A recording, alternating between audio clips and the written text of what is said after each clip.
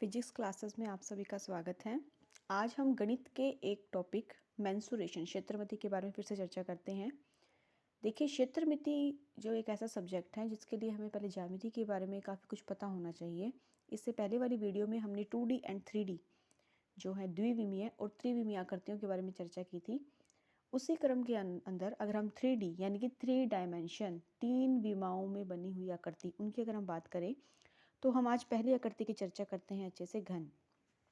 देखिए, अगर आप घन की स्ट्रक्चर देखें, जैसे द्विविमीय आकृतियाँ सिर्फ दो एक्स और वाई अक्ष में बनी होती है, त्रिविमीय आकृतियाँ जो होती है वो 3 अक्ष। अगर आप इसको ढंग से देखें तो ये हमारा एक्स अक्ष, ये हमारी वाई अक्ष और ये हमारा जेड अक्ष, 3 विमाओं में, इसलिए इसको त्रिविमीय आकृति कहा जाता है। इसमें हम किसी भी वस्तु की लंबाई जो है, उसकी चौड़ाई, उसकी ऊंचाई के बारे में बता सकते हैं। क्योंकि हम घन की बात करते हैं जिसको इंग्लिश में क्यूब कहा जाता है, तो देखिए सबसे इम्पोर्टेंट बात है कि जो घन होता है वो 6 वर्गाकार फलकों से मिलकर बना होता है। आप सबको पता है कि वर्ग किसे कहते हैं? ऐसी आकृति जिसकी चारों भुजाएं समान हों उसे हम वर्ग कहते हैं।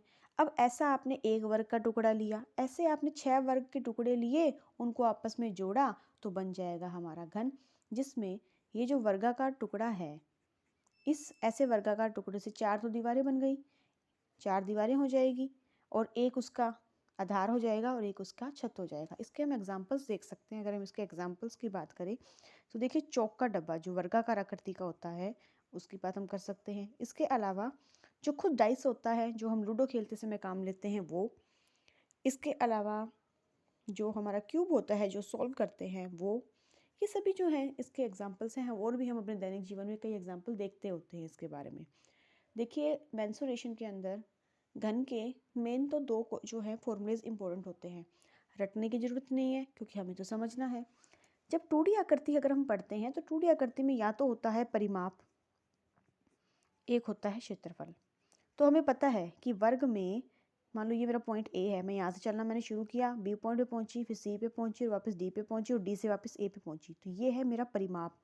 परिमाप का मतलब होता है ओनली इसकी परिधि परिधि का माप, अंदर नहीं जाना हमें इसके ओनली बाउंड्री पे चलना है। जैसे मान लो ये मेरा खेत है, ठीक है, खेत की फसल तो अंदर लगी होती है लेकिन इसके तारबंदी कहाँ की जाती है? उसके बाहरी बाहरी बॉर्डर पर। तो ये होता है परिमाप। तो हमें पता है कि कितनी भुजाएं हैं वर्ग के अंदर? 4 भुजाएं हैं, इसका मतलब इसका परिमाप क्या होता है? 4 गुना भुजा। ऐसे होता है ना, भुजा प्लस भुजा प्लस भुजा प्लस भुजा, कितनी भुजा? 4 भुजा, इसलिए परिमाप होता है 4 गुना भुजा। और जब हम क्षेत्रफल की बात करते हैं, यानी कि अंदर वाला एरिया, ये वाला एरिया, ये क्षेत्रफल में आता है सारा, तो हमें पता है वो होता है भुजा गुना भुजा, या भुजा की हम स्क्वायर भी लिख सकते हैं या भुजा गुना भुजा लिख सकते हैं। अब अगर हम हमारे पहले इस फॉर्मूले की बात करते हैं घन के संपूर्ण पृष्ठीय क्षेत्रफल की, तो आप एक बात इमेजिनेशन करिए, आपके पास एक चौक का डब्बा है, उसमें चौक जो रखे होते हैं जहाँ भी, हम उस जगह की बात नहीं कर रहे, वो जो चौक का डब्बा जिस गत्ते से बना है उसके आपको पता 6 की 6 फलके कैसी हैं? वर्गाकार हैं।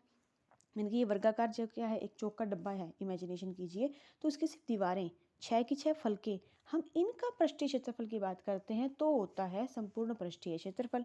तो इस संपूर्ण पृष्ठीय क्षेत्रफल की बात करें तो अब एक बात बताइए, हमें पता है संपूर्ण पृष्ठीय क्षेत्रफल बात कर रहे हैं, इनकी जो चौक का डब्बा है उसकी जो पूरी जो सारी फलकें हैं, तो देखा एक फलक कैसी? वर्गाकार।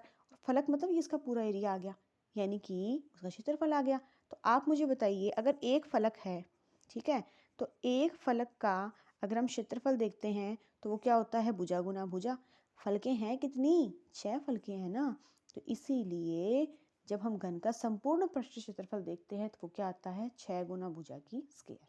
उम्मीद करती हूँ कि इसके बाद आपको इसको रटने की जरूरत नहीं पड़ेगी कि संपूर्ण पृष्ठीय क्षेत्रफल क्या होता है। देखिए, जब तक हमें पता नहीं होता कि आयतन और इसमें क्षेत्रफल में फ़र्क क्या है, तब तक हम इस फॉर्मूलेस को रटते रहते हैं। क्वेश्चन में समझ में नहीं आता भी कहाँ पे आयतन का फॉर्मूला लगाना है और कहाँ पे संपूर्ण पृष्ठीय क्षेत्रफल का। यहाँ पे संपूर्ण शब्द का मतलब है जितने फलकों से मिलकर बना है, 6 फलकों से मिलकर बना है, तो 6 की 6 फलकों को हम यहाँ पे क्षेत्रफल लिखेंगे, ठीक है, क्योंकि एक फलक यानी कि वर्गाकार फलक, वर्ग का क्षेत्रफल भुजा गुना भुजा, इसीलिए 6 फलके तो 6 गुना भुजा की स्क्वायर हो गया।